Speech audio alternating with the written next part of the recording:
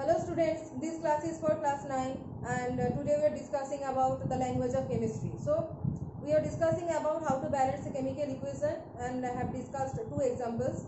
Today we will solve more one chemical equation, that is how to balance it. So let's start the class.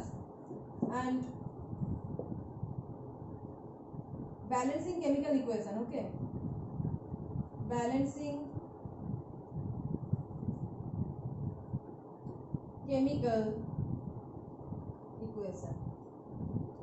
For example, suppose the equation is PbO plus ammonia lead oxide, PbO, that is lead oxide plus ammonia giving Pb plus water plus nitrogen. Okay, Pb plus water plus nitrogen, we have to balance it. So again we are making the table, that is elements, number in reactant site, number in reactant site, and number in product site. So first Pb, reactant side 1, product side also 1. Now oxygen, reactant side 1, product side 1. Nitrogen, reactant side 1, product side 2. Hydrogen, reactant side 3, product side 2. So first these two equal. So we have to start from that elements that are not equal. So nitrogen is not equal. Here number in the product side is 2. Here is 1. So if we multiply this with 2, this 2 will be equal. First thing. So multiplying it with 2. After this multiplication, obviously the number of hydrogen atom will change. So we have to count it. So the number of hydrogen atoms count, 2 into 3 means 6. So hydrogen atoms becomes, after this multiplication, hydrogen atom is 6. Now we have to balance this number of hydrogen atoms after multiplication. So here number of hydrogen atom is what? 2. Here number of hydrogen atom is 2. So if we multiply it with 3, if we multiply this molecule of water with 3, then number of hydrogen atom is becoming, it is 3 into 2 means 6. So after multiplication of ammonia, to make the nitrogen atom equal, we have to multiply in the reactant side with 2. So we are multiplying this ammonia with 2. So 2 nitrogen matching. So after this multiplication, the number of hydrogen atom has changed to 6. So to make the number of hydrogen atom 6, in the product side, we have multiplied water with 3. So 3 into 2 here also 6. Now the remaining is oxygen. See how many oxygen is there? How many oxygen? This is 3 oxygen.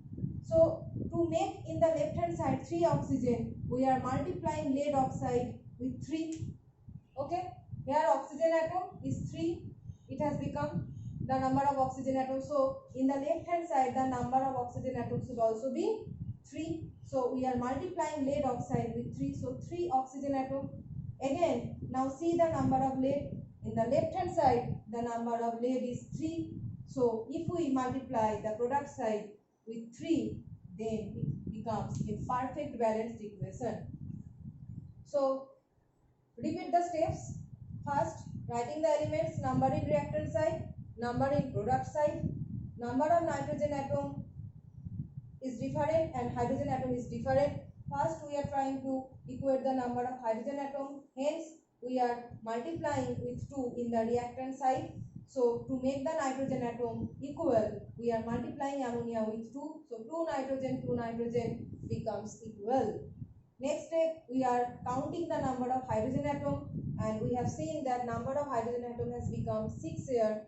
So to make the number of hydrogen atom 6 in the product side, we are multiplying water molecule with 3. So after multiplication, number of hydrogen atom here also is 3 into 2, 6. So hydrogen equal, nitrogen equal. Okay. Remaining is oxygen and lead. So in oxygen, after this multiplication with water, 3 oxygen here becomes, and so we are also multiplying lead oxide with 3. So after this multiplication, oxygen atoms becomes 3 here, but the number of lead has changed now. It is 3 also. The number of lead is 3 also. So we are multiplying the right hand side lead with 3. So count it. 3 lead, 3 lead. Oxygen is 3, 3. 3 into 2, 6 hydrogen, 6 hydrogen. Nitrogen is 2, nitrogen is 2. So balanced chemical equation. Okay. So you will practice the remaining balanced equation. Now the next point is, what does a balanced a chemical equation or a balanced chemical equation convey? So if I give like information conveyed by a balanced chemical equation, what are the informations? Informations conveyed by a balanced chemical equation. Information conveyed by a balanced chemical equation. So at first I am writing a general chemical equation like sodium hydroxide and H2SO4. 2NaOH plus H2SO4 giving sodium sulfate and water. Na2SO4 plus 2 plus 2 4 hydrogen, so 2H2O, right? Na2SO4 plus 2H2O. So if I say, what does this chemical equation convey? It conveys the reactants and products. It conveys the name of the reactants and the name of the products. It conveys the amount or the ratio in which they are reacting. That is, 2 sodium hydroxide is reacting with 1 sulfuric acid, giving 1 sodium sulfate and 2 water. So the amount it is also conveying. Okay. So if the molecular weight of sodium hydroxide, is suppose it is 23 plus oxygen is 16 plus it is 1, so 6, 7, 8, 9 and 0.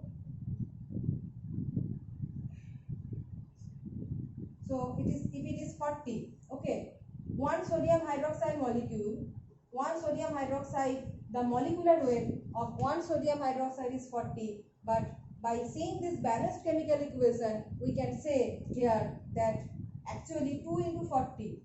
See, 1 sodium hydroxide is 40, but 2 reacting, so 2 into 40, that is 80 gram of sodium hydroxide is reacting here, we can say, right? So H2SO4 is 98, so 2 plus 32 plus 64, so 4 plus 2, 6, 8, 98. So 1 H2SO4 is 98, and here is 1, right? Here is 1. So here 98 gram is also reacting. So for sodium sulfate, count the, so for sodium sulfate, 2 sodium is 46 plus 32 plus 64. It is 12 to 142. So 1 molecule of sodium sulfate is 142 and 1 molecule of water is 18, and for 2 molecule it is 36. So see, we can say the amount that they are reacting. 80 gram of sodium hydroxide is reacting with 98 gram of sulfuric acid, producing 142 gram of sodium sulfate and 36 gram of water. We can say the amount that they are reacting and they are producing. We can also see the molecular formula of every compound. The molecular formula of sodium hydroxide H2SO4, that is, 1 molecule of H2SO4 contains 2 hydrogen atom, 1 sulfur and 4 oxygen atom. Actually this is also conveyed by any chemical formula. This is a chemical formula of H2SO4, and this ratio can also be obtained by chemical formula. And the last important point is the law of conservation of mass. So sum these two, like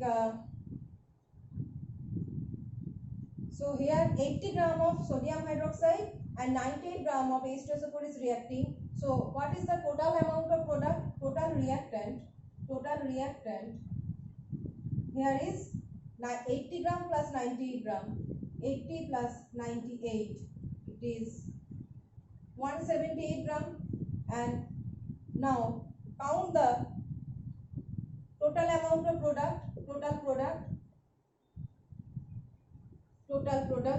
product is here 142 sodium sulfate and 36 water.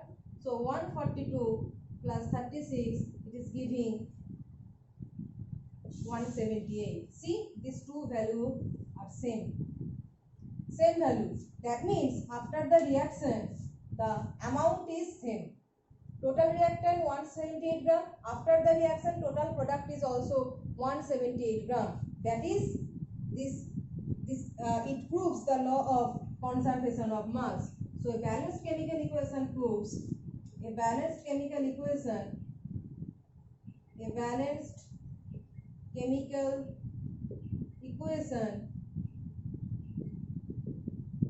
proves the law of conservation of mass. Okay, this is very important point. It proves the law of conservation of mass. This thing, right? So there are some limitations also about a chemical equation. So what are the limitations of a chemical equation? Limitations of a chemical equation by a chemical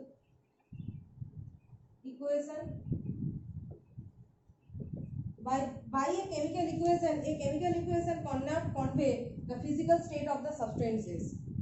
If the substances that are reacting, if they are solid or liquid or gas, the physical states cannot be conveyed by any chemical equation, either in the reactant or in the product. So physical state,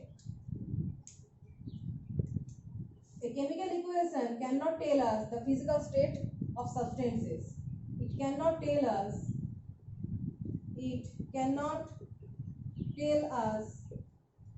the physical state. It cannot tell us the physical states of substances. Substances means reactants or products. And also it cannot tell if the reaction is reversible or irreversible. It cannot also tell that if the reaction is exothermic or endothermic, that is, in the reaction heat is evolved or heat is absorbed. We have to perform it in the laboratory. To understand the exothermic or endothermic nature, we have to perform it in the laboratory, but by seeing any balanced chemical equation, we cannot convey that if it is exothermic or endothermic, it is evolved or it is absorbed. Okay, so this is another point. So one point is that there are other 2 points, that is, it cannot convey it is reversible or it is irreversible. Okay, and it cannot convey the if the reaction is completed or not, or the rate of the reaction, the time taken to complete the reaction. Everything cannot be, in all these cases, all these points cannot be conveyed by a chemical equation. If the reaction is fast or slow, cannot be conveyed, that is, rate cannot be conveyed. The time taken to complete the reaction, either the reaction is completed or not. So these are some points that cannot be conveyed by a chemical equation. So there are some limitations. Okay, so we have discussed up to this. In the next class, we will solve some numerical problems regarding atomic mass unit and relative molecular mass. Okay, that is the percentage composition.